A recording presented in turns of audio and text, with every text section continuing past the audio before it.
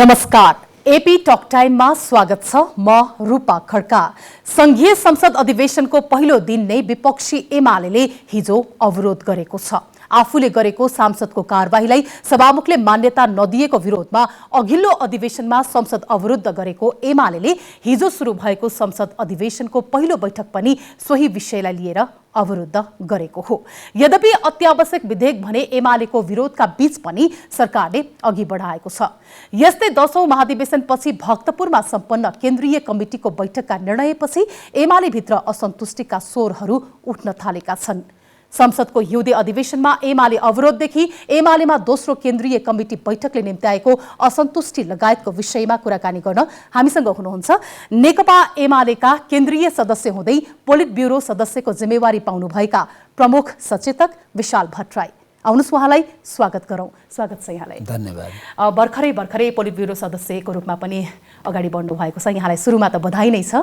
धन्यवाद। म 10औं राष्ट्रिय महाधिवेशनमा यसपल्ट उम्मेदवार बनिन। मैले मुख्य उम्मेदवार नबन्नुको मूलभूत कारण चाहिँ यसपल्टको महाधिवेशनमा हामीले सम्पूर्ण नेतृत्व सर्वसम्मतिका साथ चयन गरौँ भनेर एउटा अभियान हामीले चलायौँ। खास गरी हामीले असोजको 6 गते र 9 गते सम्पन्न भएका ओडा र पालिकाको अधिवेशन सर्वसम्मत नेतृत्व छान्यौँ। महाधिवेशन प्रतिनिधि पनि सर्वसम्मत छान्यौँ। अब त्यसो भइसकेपछि तीबाट आएका प्रतिनिधिलाई फेरि माथि पनि किन हामीले विभाजित गर्ने भन्ने उद्देश्यले हामीले त्यो अभियान चलायौँ। त्यसको नेतृत्व पनि गरेँ मैले।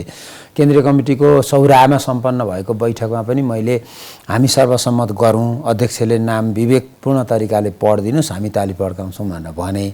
अब त्यति अभियान चलाइसकेपछि किन उम्मेदवारी दिने त भनेर मैले दिइनँ। पछि नेतृत्वले मेरो मूल्याङ्कन गरेर मनोनित गरेर पोलिट ब्युरो सदस्यको जिम्मेवारी दियो। तर जति बेला महाधिवेशन भइसक्यो अथवा अहिले त भइसकेको अवस्था पनि रहेको छ, त्यो बेलामा 301 केन्द्रीय सदस्यमा विशाल भट्टराई नअट्नु भनेको चाहिँ भित्र केही असन्तुष्टि चाहिँ छ, विवाद पनि केही न केही छ भनेर धेरैले अनुमान लगाएका थिए। केही थिएन त त्यसो भए? त्यस्तो बिल्कुलै थिएन। मैले धेरै अब सार्वजनिक सञ्चार माध्यममा धेरै कुरा भन्न त भएन, तर म 100 जनाकै कमिटी बनेको भए पनि पर्ने नै मान्छे हो। मलाई खास समस्या होइन त्यो, किनभने 9 राष्ट्रिय महाधिवेशनमा मैले चुनाव जितेरै केन्द्रीय कमिटी सदस्य भएको हो र यसपल्ट पनि नहुने भन्ने प्रश्नै थिएन। खास गरी नेतृत्वले मलाई प्रदेशको जिम्मेवारी लिने कि भन्ने पनि प्रस्ताव चाहिँ गरेका थियो। तर प्रमुख सचेतकको महत्त्वपूर्ण संसदीय जिम्मेवारी र मेरो निर्वाचन क्षेत्र खोटाङ जहाँ म निर्वाचन जितेर आइरहेको छु पटक पटक, त्यो ठाउँ चाहिँ अब क्षेत्र सानो, अब पहिला सानो थियो, अहिले ठुलो क्षेत्र छ सिङ्गो जिल्ला। त्यहाँको निर्वाचन क्षेत्रको काम, त्यसपछि चाहिँ दुर्गम ठाउँमा गइरहनु पर्ने समस्या, विकासका कामहरूको संयोजन गर्नुपर्ने समस्या र यता संसद चलेको बेला सम्पूर्ण संसदीय काम कारबाहीमा भूमिका खेल्नुपर्ने हुनाले थप प्रदेशको जिम्मेवारी लिनलाई मलाई अलि असमर्थ नै हुन्थेँ म, किनभने त्यो अत्यन्तै बोझिलो काम हुन्थ्यो। त्यसकारण म त्यसबाट ब्याक हटेर फेरि यतैपट्टि बसेँ। तर अब तपाईँ प्रमुख सचेतक भइरहँदाखेरि जति पनि भूमिका यहाँले अहिले भन्नुभयो नि, यी भूमिका छ यहाँको भन्ने थाहा हुँदाहुँदै पनि किन पार्टीले चाहिँ तपाईँलाई प्रदेशको जिम्मेवारी दिनलाई तम्सियो त?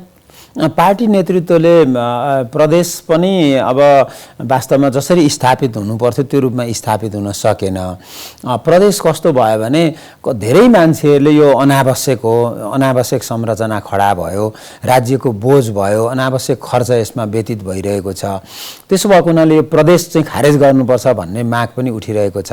तर हाम्रो संविधानले 3 तहका सरकारको व्यवस्था गरिसक्यो। अब त्यसबाट ब्याक हुनका लागि वा धर्मनिरपेक्षता, सङ्घीयता, गणतन्त्र, लोकतन्त्र, समावेशिता जस्ता जुन मूलभूत उपलब्धिहरू हुन् हाम्रो संविधानका, ती उपलब्धिबाट ब्याक हुन त चान्चुने कुरा छैन। 2/3 चाहियो। कसैलाई चाहेर पनि भएन, मनोगत कसैको चाहनाले हुँदैन। त्यसकारणले गर्दा प्रदेशलाई जसरी पनि स्थापित गरेर लानुपर्छ भन्ने पनि हो। हाम्रो नेतृत्वलाई बेला बेलामा आरोप लाग्ने गर्छ यी उपलब्धिमाथि चाहिँ नेतृत्वले अलिकति कम्प्रोमाइज कतै गर्छ कि भनेर। म यही प्रसङ्गवश आयो भनौँ न, यो आजको विषय त होइन। तर हामी यी उपलब्धिबाट हाम्रो नेतृत्व विशेष त केपी शर्मा ओली र हामी नेकपा एमाले किमार्थ पनि पछाडि फर्किने पक्षमा छैनौँ। कतिपय मान्छेले गणतन्त्रको, धर्मनिरपेक्षताको विषयमा जोड्छन्। केपी ओलीले जलारी चढाएको र अयोध्यापुरी बनाउँदै गरेको कुरालाई लिएर मान्छेले चाहिँ हिन्दूतिर पो फर्किन्छन् कि भन्छन्। तर त्यही लुम्बिनीमा 10औं अरब उहाँको सरकारको पालामा खर्च गरेको र बुद्ध धर्मलाई चाहिँ नेपालको एउटा चाहिँ महत्त्वपूर्ण धर्म हो भनेर स्थापित गर्न गरेका प्रयासहरू चाहिँ मान्छेले बिर्सिन्छन्। अनि खालि चाहिँ जेमा विवाद पार्न सकिन्छ त्यसैमा पार्छन्। फेरि पार्टी अध्यक्षले पनि विवादित हुन्छ भनेपछि त अभिव्यक्ति दिँदाखेरि अलिकति सोच विचार गरेर अभिव्यक्ति दिँदाखेरि अझ राम्रो हुन्थ्यो कि? कतिपय व्यक्तिका मौलिक विशेषता र पहिचानहरू हुन्छन् जसबाट मान्छेलाई तत्काल हामी ब्याक हटाउन सक्दैनौँ। त्यस्तो तपाईँमा पनि होला, ममा पनि होला र केपी शर्मा ओली पनि एउटा मानव हुनुको नाताले उहाँका पनि मौलिक विशेषताहरू छन्। उहाँ आफ्ना लागेका कुराहरू प्रष्टसँग भन्न सक्ने र एन्टी करेन्ट उभिन सक्ने नेता हो। जस्तो कतिपय मान्छेहरू नेतृत्वमा म हेर्छु बिहान एउटा, दिउँसो एउटा, बेलुका एउटा पनि भन्न सक्छन् र मान्छेले कता बहाउँछन् त्यतै बहकिने, कस्तो बेलामा गइयो के भन्दा ताली पड्किन्छ, के भन्दा मान्छेले वाह वाह गर्छन् त्यो बोल्ने चलन हुन्छ। केपी शर्मा ओली उल्टो पनि बोल्न तागत राख्नुहुन्छ। कसैले मन पराइरहेछ मेरो आजको कुरो तर सत्य यही हो भनेर उल्टो उभिन सक्नुहुन्छ। जस्तो तपाईँलाई म बताउँछु 64 सालको संविधान सभाको निर्वाचन नेपालको इतिहासमा पहिलोपल्टको संविधान सभाको निर्वाचन पनि थियो र दुनियाँले हामीलाई हेरिरहेको थियो कसरी संविधान सभाबाट नेपालले संविधान निर्माण गर्छ भनिरहेको बेला नेपालमा यति अनावश्यक एजेन्डाहरू प्रस्तुत भए कि जातै पिछेका राज्य बनाउने र सिङ्गो तराईलाई एक मधेस एक प्रदेश बनाउने भन्ने नारा आयो। त्यतिखेर मधेसमा नेकपा एमालेको झन्डा पनि देख्न हुँदैन थियो, मान्छेले डराइहाल्थे। एमालेको सूर्य चिन्ह देखियो भने ठुलो आक्रमणको शिकार हुनुपर्थ्यो। एमाले भनेर मान्छे उभिनै नसक्ने अवस्था बनेको थियो। किन त भन्दा केपी ओलीले एक मधेस एक प्रदेश बन्न दिनु भएन। अरूलाई अरूका झन्डा नडर्नु, अरूका पुतला नडराउनु, अरूको पार्टीलाई आक्रमण नगर्नु। तर एमालेलाई आक्रमण गर्नुको मतलब के हो त भने दुनियाँलाई के थाहा छ भने यो एक मधेस एक प्रदेश भन्ने यो असाध्यै अनुचित र राष्ट्रियता विरोधी एजेन्डा केपी ओलीले नै पारित हुन नदिएको भनेर मान्छेले आक्रमण गरे नि, होइन? त्यो त प्रमाणितै तथ्य हो। त्यस्तै जातीय राज्यको सन्दर्भको कुरा गर्नुहुन्छ भने जनयुद्धताका माओवादीले आफूमा त्यो जनताको ठुलो आकर्षण सिर्जना गर्न र धेरैभन्दा धेरै मान्छेलाई बन्दुक बोकाउनका लागि एउटा नारा अघि सार्यो। त्यो टची नारा भयो। त्यो के हो त भन्दा हामी जात पिछेको राज्य बनाइदिन्छौँ, तपाईँलाई राज्य दिँदैछौँ, किन बन्दुक बोक्नुहुन्न भनेर भन्यो। आखिर हाम्रो देशमा त 123 भन्दा बढी भाषा बोल्ने 125वटा जातिको उपस्थिति छ। अहिलेको नयाँ जनगणना आउन बाँकी छ, त्यो बाँकी त्यसपछि हेरौँला। अघिल्लो जनगणनाको तथ्याङ्क सरकारी तथ्याङ्क यही हो।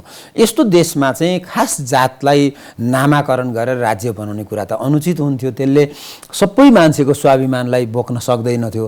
त्यो बेला पनि उहाँ ठिङ्ग उभिएर के भने जातीय राज्य किमार्थ पनि हुँदैन नेपालमा भन्नुभयो। मान्छेहरूले के भन्यो भने एमाले जनजाति विरोधी, मधेस विरोधी, महिला विरोधी, सबै विरोधी भनेर चित्रण गर्न प्रयास गरे। अन्ततः के भयो भन्दाखेरि वास्तवमा ती अनुचित एजेन्डाहरू पराजित भएर गए, देशमा आज स्थापित हुन सकेनन्। यसको मतलब मैले के भन्न खोजेको भने केपीओलीलाई विवादित किन पारिन्छ त मान्छेले भने सत्य कुरा उहाँले बोल्नुहुन्छ त्यस कारणले विवादित पारिन्छ नि। अस्ति एउटा महाधिवेशन, एउटा पार्टीको महाधिवेशनमा एकजना नेताले के भन्नु भने नेताहरू चोर हुन् भन्नुभयो। अब त्यहाँ सबैले त्यो जोरदार रूपमा खण्डन गर्न पनि आँट गर्नुहुन्न। किनभने एउटा कुरो के हो भने असाध्यै अतिवादी कुरा हो त्यो। खास नेताहरूलाई मान्छेले आलोचना गरेका छन्, विरोध गरेका छन्, त्यो कुरो हामी मान्छौँ। त्यो त अरू सेक्टरमा पनि छ नि त। पत्रकारिता क्षेत्रमा पनि कतिपय मान्छेको विरोध होला, वा चाहिँ उद्योग वाणिज्य क्षेत्रमा पनि होला। राष्ट्रिय जीवनका सबै क्षेत्रमा खास मान्छेप्रतिको आलोचना विरोध हुन्छ। फुटबलको क्षेत्रमा हिजो अस्ति म्याच फिक्सिङ गरेर कति मान्छेहरू जेल गए, होइन? यो त हुन्छ नि त। अब नेतृत्व क्षेत्रमा पनि त्यो छैन म भन्दिनँ, तर लाखौँ राजनीतिक कर्मीहरू अहिले पनि जनतासँग नङमासु जस्तो सम्बन्ध भएर पपुलर भएर कस्तो छ भने दुर्गम गाउँमा खास पार्टीका नेता कार्यकर्ताहरू नभइकन त्यहाँ कुनै मुद्दा छिनिँदैन, कुनै कामै हुँदैन। त्यति स्थापित भएर जनतासँग जोडिएर बसेका पनि छन्। ती जम्मै चोर। कांग्रेसको महाधिवेशनको उद्घाटन सत्रमा राप्रपाका नवनिर्वाचित अध्यक्ष राजेन्द्र लिङदेनले उक्त कुरा बताउनु भएको हो। तर त्यो भन्दैमा उहाँले इङ्गित गरेको व्यक्ति नै केपी ओली लगायतका शीर्ष नेताहरू नै हुन्छन् भन्ने पनि त थिएन नि, होइन? त्यति प्रश्न रूपमा भन्नुभएको त होइन।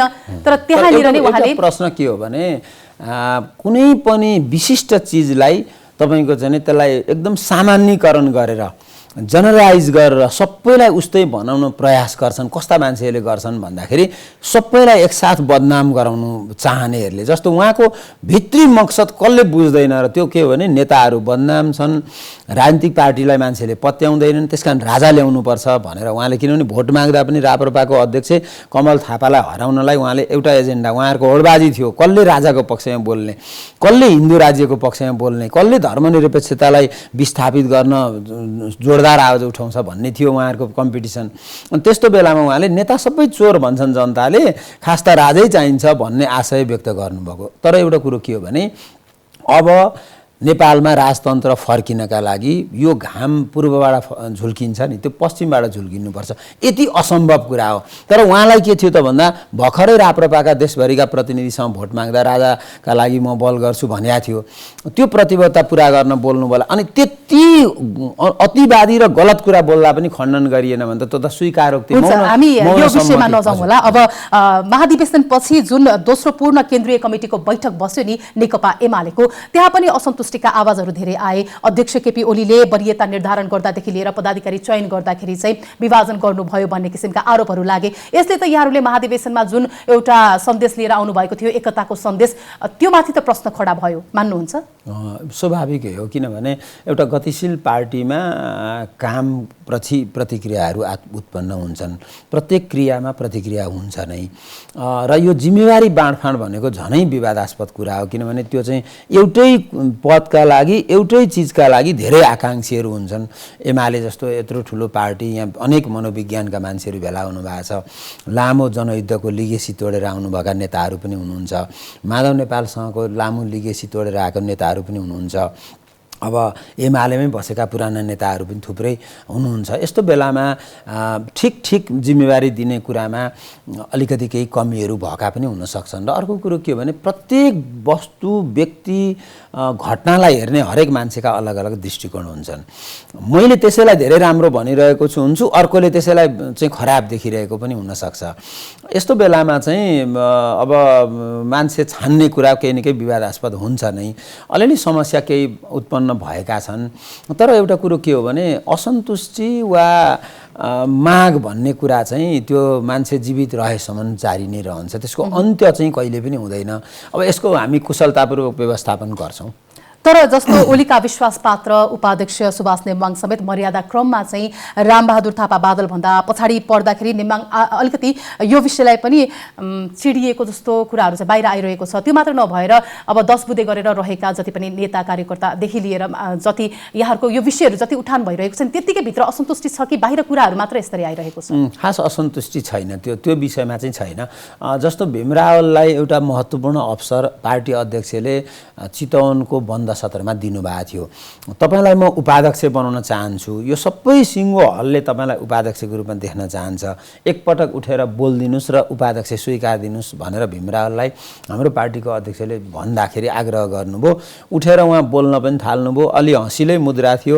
हामी सबै तल बस्नेले के अपेक्षा गरिरहेको थियौँ भने अब उहाँले स्वीकार्नुहुन्छ भनेको त उहाँले होइन म चुनावै लडेर छोड्छु भनेर भन्नुभयो।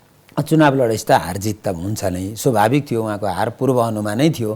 हारिसकेपछि पनि उहाँलाई फेरि केन्द्रीय कमिटीमा शपथ ग्रहणका लागि बोलाइयो, आउनु भएन। स्थायी समितिका लागि प्रस्ताव गरियो, आउनु भएन। एउटा यो समस्या रह्यो। तर एउटा कुरो के भने सुखद कुरा चाहिँ उहाँ जिल्ला गएर अरू ठाउँमा पनि मेरो पार्टी एमाले हो र म एमालेलाई नै अगाडि बढाउन चाहन्छु भनेर उहाँले बोलिरहनु भएको छ। नत्र तपाईहरूलाई भीम रावल कतै पार्टीबाट फेरि फुटेर जानुहुन्छ कि चोइटिएर जानुहुन्छ कि भन्ने डर थियो? होइन, अलिकति त अब स्वाभाविक रूपमा केही डर त हुने नै भयो नि, किनभने उहाँले त्यो अवसर पनि गुमाउनु भयो। त्यहाँ उभिएर उहाँले म बस्छु भनेको भए सिङ्गो हलले ताली पड्काउँथ्यो। यति ठुलो एउटा अवसर उहाँले चाहिँ गुमाउनु भयो। तर पनि एउटा लोकतान्त्रिक अभ्यास गर्न पाइयो। एमालेका लागि यो कुनै नवीन कुरा होइन, हामी लामो समयदेखि आन्तरिक लोकतन्त्रको अभ्यास गर्दै आएकै हो पार्टी हो। र अब अरू नेताहरूको हकमा पनि जिम्मेवारीको हकमा कहिलेकाहीँ विभागीय जिम्मेवारी र भौगोलिक जिम्मेवारी अदल बदल भइरहन्छ। एउटै मान्छेले कन्टिन्यू एउटै जिम्मेवारी पाउँदैन। यस्तो बेलामा पनि मान्छेहरूले बाहिर मिडियामा चर्चा यताउति त भएको छ, अनुमानहरू। तर एउटा कुरो के हो भने शीर्ष नेतृत्वमा केपी ओली हुनुहुन्छ, सर्वस्वीकार्य नेता हुनुहुन्छ, सबैले मानेको नेता हुनुहुन्छ। त्यस कारणले हामी बिस्तारै यसलाई व्यवस्थापन गर्दै लगेर आगामी हुने तिनै तहको चुनावमा एक ढिक्का भएर एमाले चुनावको सामना गर्छ। अब हामी संसदको जुन यहाँहरूले अवरोधको क्रम जारी राख्नु भएको छ यो विषयतर्फ लागौँ। हिजो पनि अवरोध गर्नुभयो, यद्यपि 6वटा अध्यादेशहरू अगाडि चाहिँ बढेका छन्। यो कहिलेसम्म विरोध गर्नुहुन्छ? किनकि संसदीय दलबाट यहाँहरूले निकाले पनि ती सांसदहरू अब अर्को पार्टीको सांसद बनिसकेको अवस्थामा अब पनि लम्ब्याउन आवश्यक छ त? एउटा कुरो के भयो भने संसदको 9 अधिवेशन असाध्यै विवादास्पद भयो। त्यो अधिवेशन जम्मा 53 दिन चल्यो। 53 दिनमध्ये 12 दिन 13वटा बैठक भएका थिए।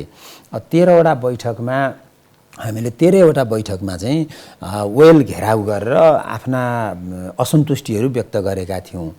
अब संसदमा हाम्रा भनाइहरू राख्ने आफ्ना आफ्ना तरिकाहरू हुन्छन्। एउटा त भाषण गरेर राख्न सकिन्छ, कहिलेकाहीँ सार्वजनिक महत्त्वका प्रस्ताव राख्न सकिन्छ, कहिले हामी उठेर उभिएर मात्रै बस्न सक्छौँ। विभिन्न तरिकाहरू संसदमा चाहिँ आफ्ना मागहरू राख्ने तरिका हुन्छन्। वेल घेराउ सबभन्दा उच्चतम रूप हो विरोधको। त्यो विरोध गरेपछि सामान्यतया संसदीय व्यवस्थामा कहीँ पनि प्रमुख प्रतिपक्षी दल संसदको सबभन्दा ठुलो पार्टी वेल घेराउ गर्न गएपछि आफ्ना अरू गतिविधि बढाइँदैन, बरु उसँग समन्वय गर्न प्रयास गरिन्छ। हाम्रो सभामुखसँग केही आग्रह छैन, केही माया हामीले खोजेको पनि होइन, अतिरिक्त उहाँसँग हामीले कुनै सद्भाव खोजेको छैन।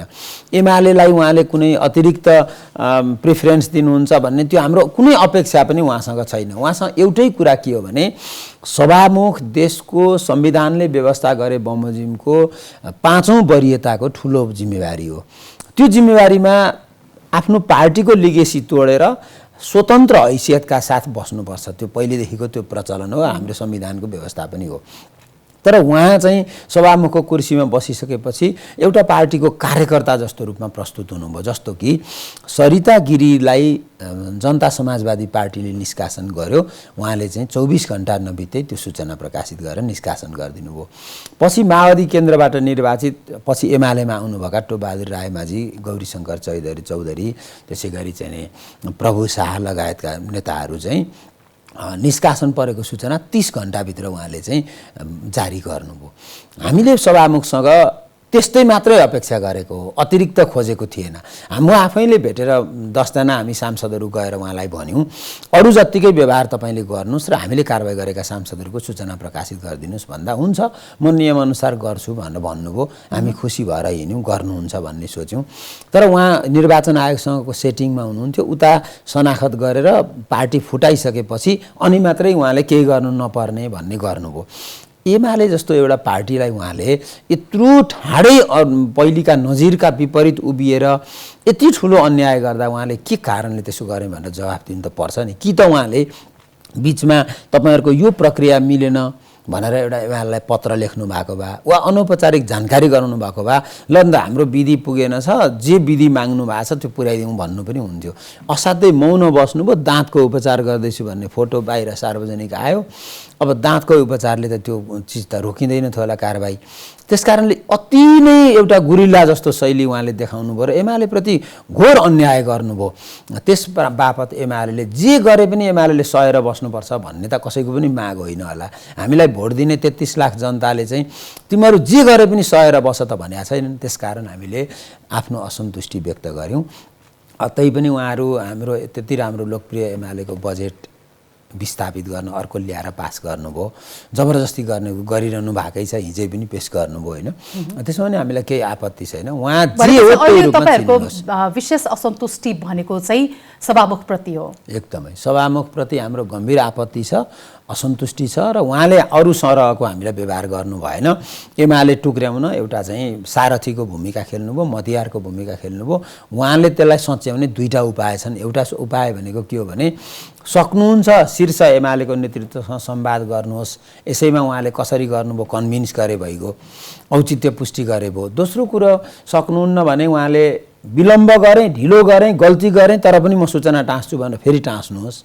अब सूचना टाँस्दा के हुन्छ? किनकि अर्कै दलको सांसदको रूपमा अब उहाँहरूलाई गनिन्छ नि होइन, गैर कानुनी होइन भनेर चाहिँ भनिसक्नु भएको छ सभामुखले केही दिन अगाडि पनि। अब जे होला अदालतले निरूपण गर्ला, तर सभामुखको कर्तव्य चाहिँ पुरा गर्नु पर्यो उहाँले। किनभने हाम्रो संविधानमा सभामुखलाई त्यो कर्तव्य तोकिएको छ, प्रतिनिधि सभा नियमावलीमा तोकिएको छ।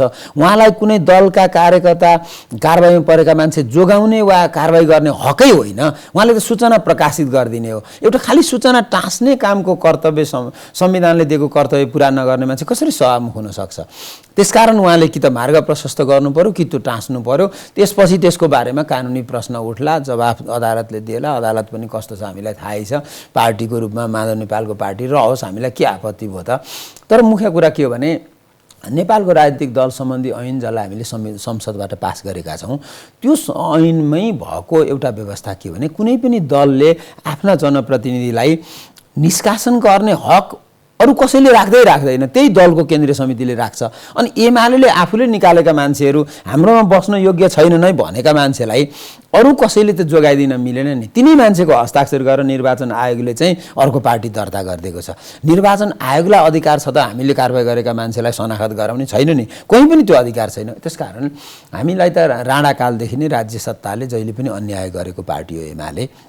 कम्युनिस्ट पार्टी भएको नाताले पहिला अरूले गरे, पञ्चायतले गर्यो, राजाले गरे, अब अहिले राज्य सत्ताका सबै अङ्गहरू, चाहे सर्वोच्च अदालत हो। सर्वोच्च अदालत कस्तो अदालत भइदियो संवैधानिक इजलास भने यति घण्टाभित्र प्रधानमन्त्री शपथ ग्रहण गराउनु भन्ने आदेश दिन्छ। दुनियाँमा कहीँ नभएको कम्तीमा संसद बोलाएर संसदले प्रधानमन्त्रीको छानोस् भनेको भए पनि त हामी त्यहाँबाट जाँचिन तयार थियौँ त।